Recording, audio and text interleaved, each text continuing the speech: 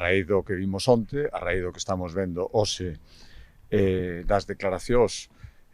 nas que se están dicindo as cousas que se están dicindo, o panorama en xeral dun goberno que xa volveu a mentir respecto á aprobación dos orzamentos, outra vez volve a decir que España vai ser prácticamente o único país en Europa que vai seguir sin orzamentos nin ninguna perspectiva de telos, e onte volvimos a ver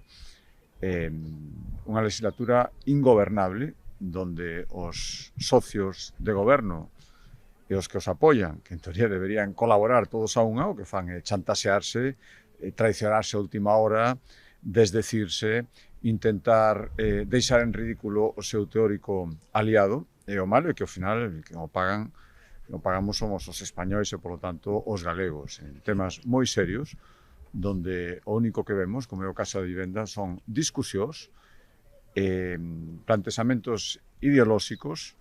pero ninguna construcción de vivenda, nada que supoña facilitarlle a xente que necesita unha vivenda acceder a ela, nada que supoña darlle seguridade aos propietarios que queren alquilar, sino en todo o contrario. Agora créase un barullo xurídico que ninguén sabe por onde hai que sair. Eu creo que así non podemos seguir. O que decimos sempre, o único que está movendo agora mesmo este goberno, que é o proxecto persoal de supervivencia do seu presidente, cada día se fai máis evidente, e eu me pregunto se un país de casi 50 millóns de persoas ten que estar sometido á supervivencia política dunha sola persoa.